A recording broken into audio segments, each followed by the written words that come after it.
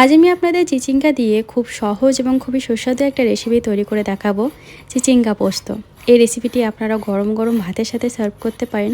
আশা করি আপনাদের সকলের ভালো লাগবে।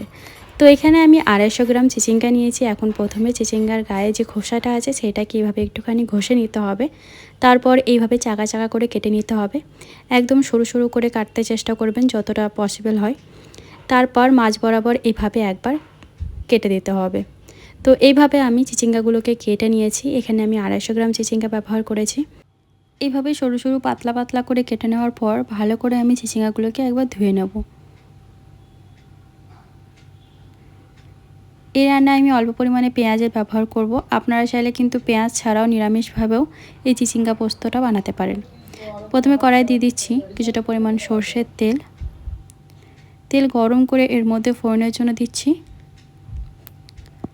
1/4 টেবিল স্পুন কালো জিরে আর 2টো চেরা কাঁচা লঙ্কা। এখন ফোড়নটাকে 15-20 সেকেন্ডের জন্য একটুখানি নাড়াচাড়া করে এর মধ্যে দিয়ে দেবো আগে থেকে কেটে ধুয়ে রাখা চিচিঙ্গাগুলো।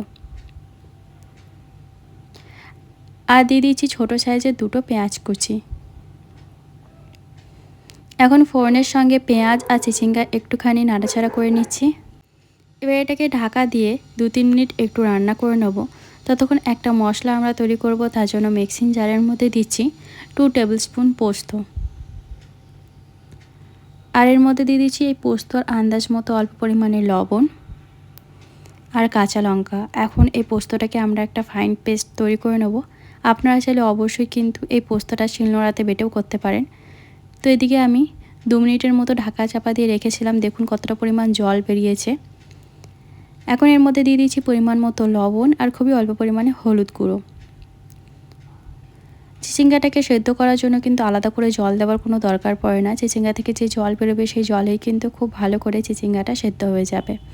এখন ঢাকা চাপা দিয়ে এটাকে 4-5 মিনিটের জন্য আমি রান্না করে নিয়েছি। আর এখন দেখুন চিচিঙ্গাটা কিন্তু অনেকটাই সফট হয়ে গেছে। এরপর হাই ফ্লেমে আমি চিচিঙ্গাটাকে আরও 2 মিনিটের জন্য একটু ভাজা ভাজা করে নিচ্ছি। তো দেখুন এর মধ্যে যেন একটু জল না থাকে সেই মতো কিন্তু হাই ফ্লেমে এটাকে একটু ভাজা ভাজা করে নিতে হবে। তো দেখতেই পাচ্ছেন চিচিঙ্গার গায়ে কিন্তু একটু জল নেই। এখন আমরা এর মধ্যে দিয়ে দিচ্ছি যে পোস্তটা বেটে রেখেছিলাম সেটা। এখন পোস্ত দিয়ে মিডিয়াম টু হাই ফ্লেমে এটাকে আরও 2 মিনিটের জন্য একটু ভাজা ভাজা করে নেব।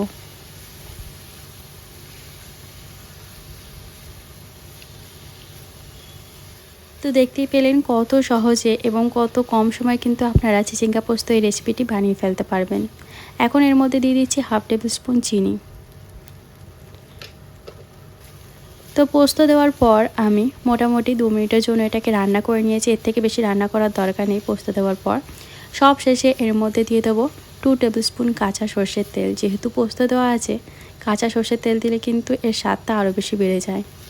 যদি আজকের ভিডিওটা আপনাদের ভালো লাগে তাহলে কিন্তু অবশ্যই ভিডিওতে একটা লাইক দিয়ে চ্যানেলটা সাবস্ক্রাইব করে নেবেন। আর অবশ্যই এইভাবে একবার চিচিঙ্গা পোস্ত বানিয়ে দেখবেন গরম গরম ভাতের সাথে সার্ভ করে। আশা করি সকলের ভীষণ পছন্দ হবে। আর এখন তো বাজারে অনেক বেশি পরিমাণে চিচিঙ্গা পাওয়াই যাচ্ছে।